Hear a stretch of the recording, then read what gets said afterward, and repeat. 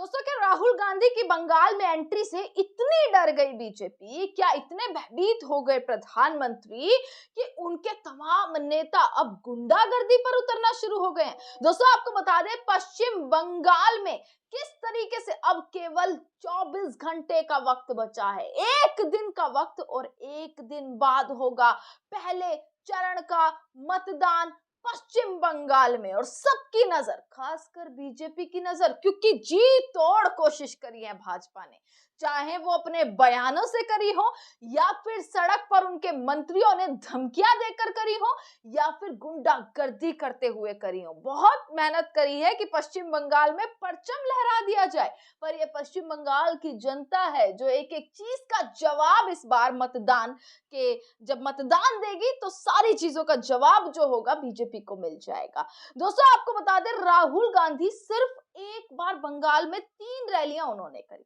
और वो 3 रैलियां किस तरीके से भारी पड़ती हुई नजर आई भाजपा की रैलियों में, क्योंकि दोस्तों राहुल गांधी की रैलियों में चकाचक भीड़ देखने के लिए मिली। मैं आपको भी एक फोटो दिखाती हूँ, ये फोटो आप देखिएगा।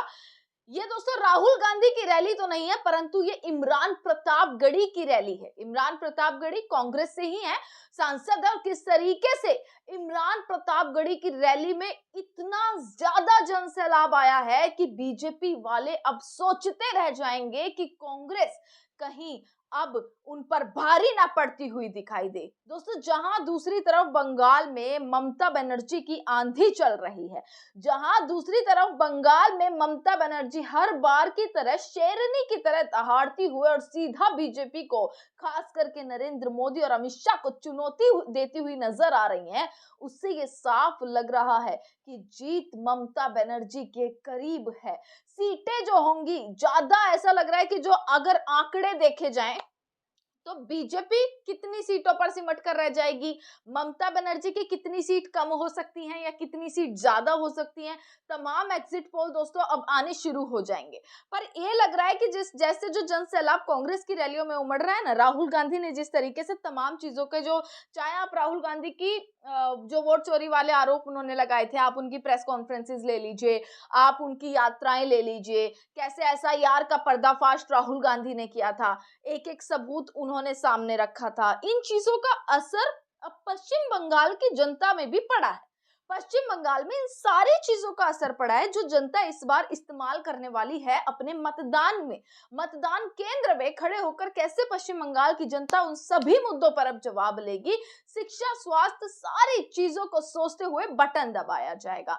चाहे प्रधानमंत्री नरेंद्र मोदी ये कहते हुए क्यों ना नजर आ जाएं, घुसपैठियों की बात करते हुए क्यों ना नजर आ जाए, सिर्फ भ्रष्टाचार टीएमसी ने किया है, ममता दीदी के राज में सिर्फ भ्रष्टाचार हुआ है, ये कहते हुए ही नजर क्यों ना आ जाए, अमित शाह जो है घुसपैठियों को बाहर भगाने की बात क्यों ना कर दे, ये क्यों ना कह दे कि टीएमसी के गुंडे अभी अपना जो है वो सरेंडर कर दीजिए, अभी अपना आत्मसमर्पण कर दीजिए, वरना 4 मई के बाद जब चुनाव का रिजल्ट आएगा तो आपको उल्टा, मतलब आप जो उल्टे काम कर रहे हैं आपको सीधा कर दिया जाएगा। चाहे वो ऐसी धमकियां क्यों ना देते हुए नजर आए, चाहे योगी आदित्यनाथ बिना ज्ञान की बात क्यों ना करते हुए नजर आ जाए, चाहे योगी आदित्यनाथ किस तरीके के बयान दे रहे हैं। आप जानते हैं कि स्वामी विवेकानंद योगी आदित्यनाथ के अनुसार तुम मुझे खून दो मैं तुम्हें आजादी दूंगा का नारा स्वामी विवेकानंद ने दिया था। यानी कि आपने और हमने जो पढ़ा है कि नेताजी सुभाष चंद्र बोस ने मुझे खून दो मैं तुम्हें आजादी दूंगा का जो नारा दिया था,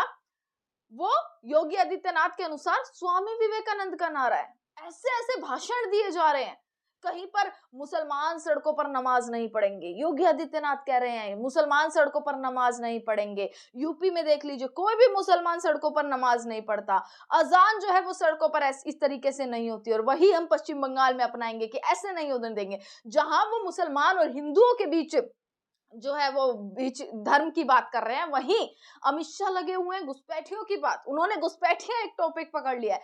प्रधानमंत्री नरेंद्र मोदी, उन्होंने सीधा टीएमसी को टारगेट करना शुरू कर दिया है हर तरीके से। कभी झालमुड़ी खाते हुए बंगाल में जो है वो पूरा एक स्क्रिप्टेड चीज निकालते हैं, जिसका ममता बनर्जी ने एक एक चीज का पर्दाफाश किया कि कैसे जो झालमुड़ी के पीछे, झालमुड़ी खाने के पीछे पूरी कहानी थी, वो सारी ममता बनर्जी ने दोस्तों सामने रख दी।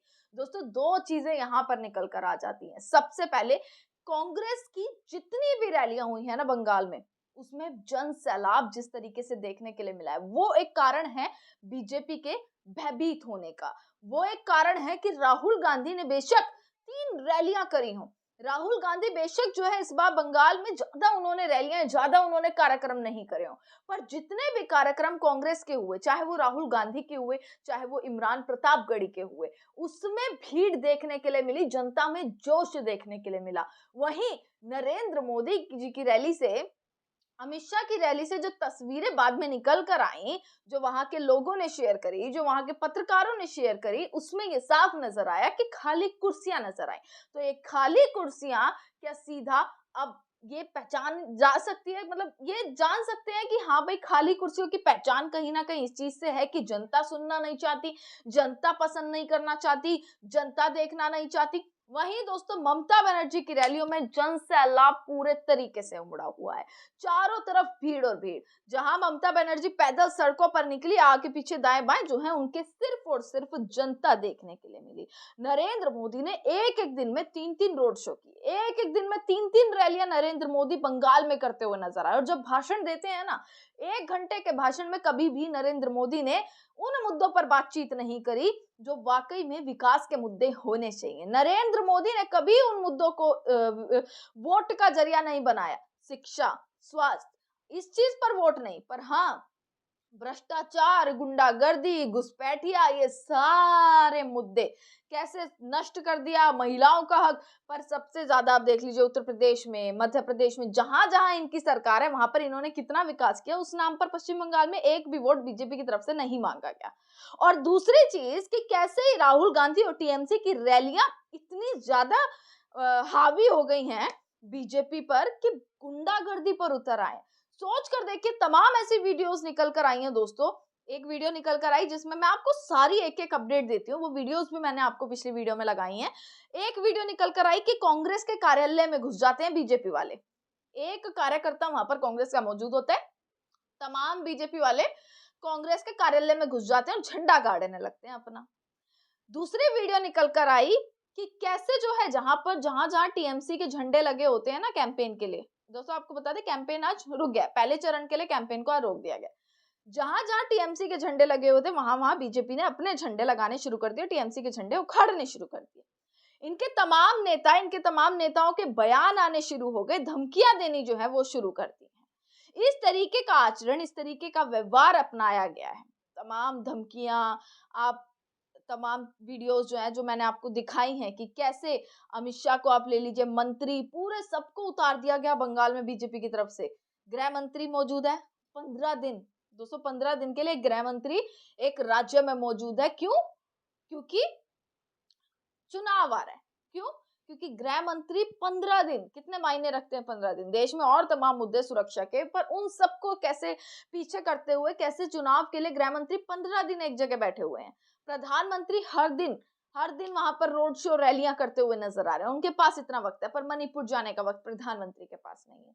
तीसरा दोस्तों योगी आदित्यनाथ एक सिटिंग सीएम जो है वो कैसे प्रचार कर रहे हैं। आप ले लीजिए तमाम सांसदों को लगा लिया गया, तमाम सांसद, कंगना रनौत वहां पर मौजूद, मैथिली ठाकुर वहां पर मौजूद, मनोज तिवारी वहां पर मौजूद, राजनाथ सिंह वहां पर मौजूद। इतना भय और इतना डर आखिरकार किस चीज का। अब दोस्तों 24 घंटे का वक्त बचा है और ये देखना होगा कि आखिरकार कौन किस पर भारी पड़ने वाला है। तमाम खबरें आप तक पहुंचाते रहेंगे, देखते रहिएगा सजग भारत। आपका बहुत बहुत शुक्रिया।